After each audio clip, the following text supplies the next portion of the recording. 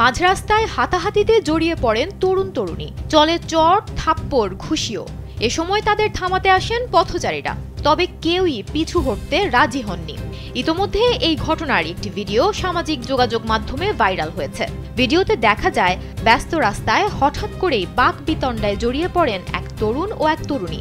এরপর প্রথমে তরুণী যুবকের টি শার্টের কলার ও হাত ধরে কিছু বলতে থাকেন। এক পর্যায়ে তার মুখে ঘুষি মারেন। তখন তরুণও পাল্টা আঘাত করেন তরুণীকে, তিনি সজোরে চড় মারেন। হঠাৎ এই দৃশ্য দেখে হতচকিত হয়ে যান পথচারীরা। প্রথমে ২-৩ জন তরুণী এই দুজনকে শান্ত করার চেষ্টা করেন, তবে তারা সেই অনুরোধ রাখেননি, সমান তালে মারামারি করতে থাকেন। এরপর ২ তরুণ এসে মারামারিতে জড়িয়ে পড়া তরুণকে শান্ত করেন। তাদের হস্তক্ষেপে তরুণ শান্ত হয়ে গেলেও তরুণী তখনও তার কলার ধরে মারতে থাকেন। ভিডিও দেখে মিশ্র প্রতিক্রিয়া জানিয়েছেন নেটিজেনরা।